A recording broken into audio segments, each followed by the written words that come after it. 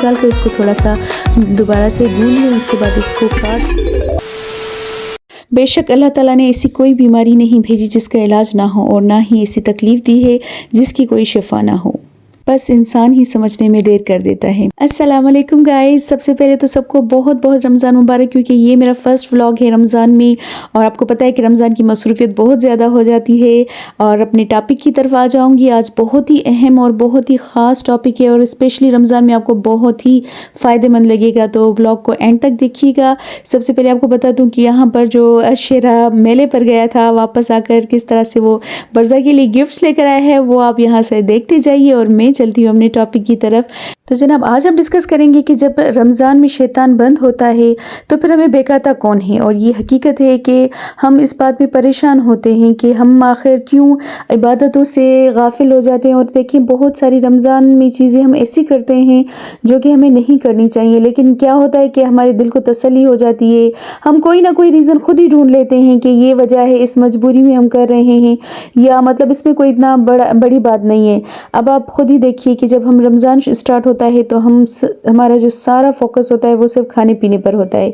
अब रमज़ान में जो है हमें भूख का एहसास होना चाहिए, हमें प्यास का एहसास होना चाहिए, लेकिन हमारे यहाँ ज़्यादातर क्या होता है कि हम सहरी और इफ्तार को बिल्कुल इतना डट कर खाते हैं, या फिर उन्हीं चीज़ों को पकाने में इतना बिजी हो जाते हैं कि हमारा जो असल रमज़ान का मकसद है, जो असल रूह है, वो ही फौत हो जाती है। ये बात सही है कि वाकई हमारा दिल चाहता है कि हम कुछ अच्छा खाएं, क्योंकि सारा दिन भूख होती है, लेकिन आप अच्छा खाएं, बिल्कुल खाएं, और ये है कि लिमिट में, मतलब इतना नहीं कि आप बस ने बनाने में शुरू हो जाएं। 3 बजे से हम लग जाते हैं, फिर ये पूरे रोज़े खुलने तक हमारी चीज़ें ही बनती रहती हैं, और ये सिर्फ इंसान में हिर्स होता है। बंदा हालांकि इतना खा नहीं पाता, और इतनी फ्राइड चीज़ें हम खाते हैं कि हमारी जो सेहत बिल्कुल दुरुस्त हो सकती है रोज़ों में, जैसा कि साइंटिफिकली भी ये चीज़ की गई है। और ऑफ कोर्स इस्लाम में तो है ही ये कि आपके पूरी जो बॉडी के सेल्स होते हैं वो बिल्कुल ही फ्रेश हो जाते हैं। लेकिन जी होता क्या है, हम फ्राइड चीज़ें इतनी खा लेते हैं और अनहेल्दी चीज़ें खाते हैं कि हमारी सेहत बनने की बजाय बिगड़ ही जाती है।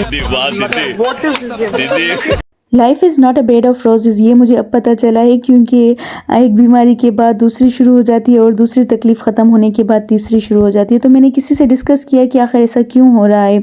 इस टाइप के जितने भी सवालात हमारे जहन में आते हैं कि इतनी तकलीफ़ें क्यों हैं, या एक तकलीफ़ ख़त्म होने के बाद दूसरी क्यों शुरू हो जाती है, तो अगर हम कुरान पाक खोल के देखें तो हमें अपनी हर तकलीफ़ का इलाज भी वहाँ मिल जाएगा, और इन सारे सवालों के जवाबात भी मिल जाएंगे। क्योंकि अक्सर हमारी तकलीफ़ों के थ्रू ही शैतान हमें बहकाता है कि मतलब हम पर ऐसा क्यों हो रहा है, हमारे साथ ही ऐसा क्यों हो रहा है। इस टाइप के ऐसे शैतानी ख्यालात तो हर इंसान के जहन में ज़रूर आते हैं। तो जब आप कुरान में देखेंगे कि अल्लाह पाक फरमाता है कि इन्ना मअल उस्रि युस्रा, कि हर तंगी के बाद आसानी है, और इसमें कोई शक नहीं कि अल्लाह ताला ने बहुत सुकून रखा है। अगर आपको थोड़ी सी तकलीफ़ आ जाती है तो उसके बाद आपको अल्लाह ताला बहुत ज़्यादा सुकून भी अता करता है।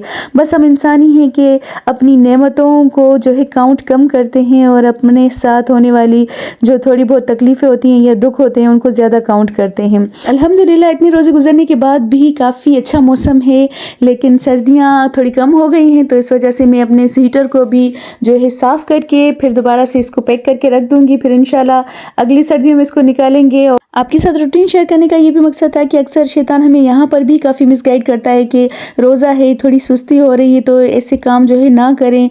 इनफैक्ट ऐसी बातों में कोई रियलिटी होती नहीं है, बस इन बातों के लिए हमारे जो है ना माइंड सेट हैं कि बहुत ज़्यादा सुस्ती होती है, हम रमज़ान में या रोज़े में काम नहीं कर पाते, और प्यास ना लग जाए इस वजह से हमें थोड़ा रेस्ट करना चाहिए। ज़्यादा काम करेंगे तो भूख लगेगी, प्यास लगेगी, हालांकि ये चीज़ें नहीं है। हमें अपनी रूटीन को सेम ही रखना चाहिए, रोज़ा हो या आम दिन हो, ताकि हमें पता तो चले ना कि हम रोज़े में भी वही काम कर रहे हैं। असल में भूख और प्यास को बर्दाश्त करना ही तो रोज़ा है, सब्र का नाम ही तो रोज़ा है। लेकिन हम कहते हैं कि हमारा दिन ऐसे गुजर जाए जैसे ना भूख लगे, ना प्यास लगे, और ना ही कोई थकावट हो। तो बहरहाल ये चीज़ें हमें अपने माइंड से निकालना चाहिए। और काफ़ी सारे लोगों को मैंने ये भी कॉन्सेप्ट सुने हुए हैं कि वो रोज़ा रखते ही नहीं, मतलब उनको ऐसे लगता है कि हम बर्दाश्त नहीं कर पाते। अब देखें, अगर देखा जाए तो ये चीज़ भी उनका माइंड सेट किया हुआ है, बस उनके दिमाग में एक शैतान ने वसवसा डाल दिया है। हालांकि अगर आप कहीं पर भी देखें, इंसान आम आम हालत में भूख में मरता है, लेकिन रोज़े में आपने कभी नहीं सुना होगा कि कोई इंसान रोज़े में भूख या प्यास की वजह से मरा हो। तो इंसानों में इतना खौफ क्यों बैठ गया है? किस चीज़ का खौफ है? क्या वो पूरे साल में 1 या 2 दिन भी इतने भूखे प्यासे नहीं रह सकते? मतलब उनका तो ये होता है पूरा रमज़ान गुजर जाता है, वो इतनी हिम्मत ही नहीं जुटा पाते कि एक भी रोज़ा रख सके। मैंने ऐसे काफ़ी लोग देखे हुए हैं। शैतान के ऐसे वसवसों को भगाने के लिए ज़रूरी है कि आप हर वक्त कलाम इलाही को ज़बान पे रखें, कुछ ना कुछ वजीफ़ा पढ़ते रहें, ताकि आपकी ज़बान भी पाक हो और शैतानी ख़यालात भी दिमाग में ना आए। और ख़ास तौर पर कुकिंग करते वक्त तो आप ज़रूर अपनी ज़बान पर इस्तग़फ़ार या कोई भी वजीफ़ा ज़रूर पढ़ा करें। तो चलें आपके साथ आज रोल पट्टी और समोसा पट्टी की मैं एक रेसिपी शेयर करती हूँ। तो जी आप मैदा ले लें 2 कप, उसमें 2-4 चम्मच घी के डालें, नमक डालें, हींग डालें 1 चम्मच ज़ीरा डालें, उसको अच्छी तरह से गूँध लें, थोड़ा सा सख्त रखें उसको। फिर जी उसको अच्छी तरह से गूँधने के बाद उसमें थोड़ा सा ऑयल या घी लगाकर उसको 1-2 घंटे के लिए रख दें। फिर दोबारा से इसको निकाल कर अच्छी तरह से गूँध लें और उसके 4 पेड़े बना लें। और जी उसके बाद उनको थोड़ा सा आटा लगाकर उनको बेल लें और सारी रोटियां एक साथ एक जैसी ही बेल लें। उसके बाद उनको सबको एक साथ मिला लें, जैसे 4-5 आपने रोटियां जितनी बनाई थी उनको फिर बेल लें और नॉर्मल रखें, इतना ज़्यादा मोटा भी ना रखें और पतला भी नहीं रखें। उसके बाद जी उनको आप तवे पर दोनों साइड से हल्की आंच पर गरम कर लें और थोड़ा सा पक जाए तो ये आपकी रोल पट्टियाँ जो है आप इनके कॉर्नर काट कर अच्छी तरह से रख लें। फिर समोसे बनाएं या रोल बनाएं, फिलिंग आप कोई भी किसी भी किस्म की आप इसमें जो है कर सकते हैं। तो जी यहाँ पर मैंने देखी कुछ मैंने इनके पैकेट्स बनाए थे और 2-4 रोल बनाए थे और कुछ समोसे बनाकर यहाँ रख दिए, क्योंकि हम ज़्यादातर घर में इतने लोग होते तो नहीं हैं, बस ये 1-2 फ्राई कर लेती हूँ और थोड़ा सा शरबत बना लेती हूँ। मैं ज़्यादा कभी कोई किसी की इफ्तारी कर लूँ तो ज़्यादा हैवी करती हूँ, अदरवाइज़ ऐसे ही सिंपल ही हम इफ्तार कर लेते हैं। तो जनाब ये अलमारी मेरी काफ़ी पुरानी हो गई थी, तो मैंने सोचा कि बर्ज़ा की माशाल्लाह से बड़ी होती जा रही है तो उसके चीज़ें बहुत ज़्यादा बढ़ती जा रही हैं और जी स्पेस कम होती जा रही है। तो बस फिर मैंने सोचा कि एक और अलमारी ले लेते हैं ताकि बर्ज़ा की जो है चीज़ें उसमें एकोमोडेट हो सकें। और जी ये फाइनली मेरी रमज़ान में ही एक अलमारी बनकर आ गई है। इसको मैंने ऑर्डर पर बनवाया था। अब ये बाहर रखी थी क्योंकि इसमें अभी एक मिरर लगेगा फुल साइज़ का। तो और आपको पता है कि जब आप अलमारी सारी खाली करो, दोबारा से सेट करो, उनको रीऑर्गेनाइज़ करो तो किस कदर काम बढ़ जाता है। और ये सब भी मैंने रोज़ों में ही किया था, एक अलमारी को खाली किया, दूसरी को सेट किया।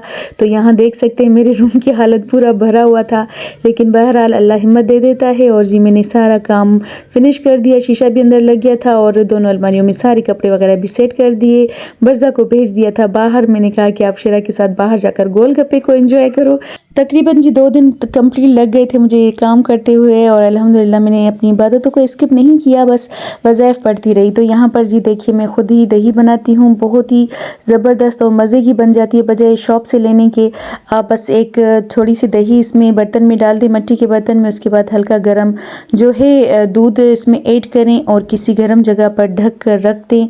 पूरी रात में ये ज़बरदस्त किस्म की जम जाएगी। इसका आप लुक देखिएगा और इतनी मज़े की बनेगी, टेस्टी बनेगी कि आपको कभी दिल ही नहीं चाहेगा कि बाहर शॉप से आप दही ले लें, क्योंकि रमज़ान में आपको पता है कि ज़्यादातर हम यूज़ करते हैं।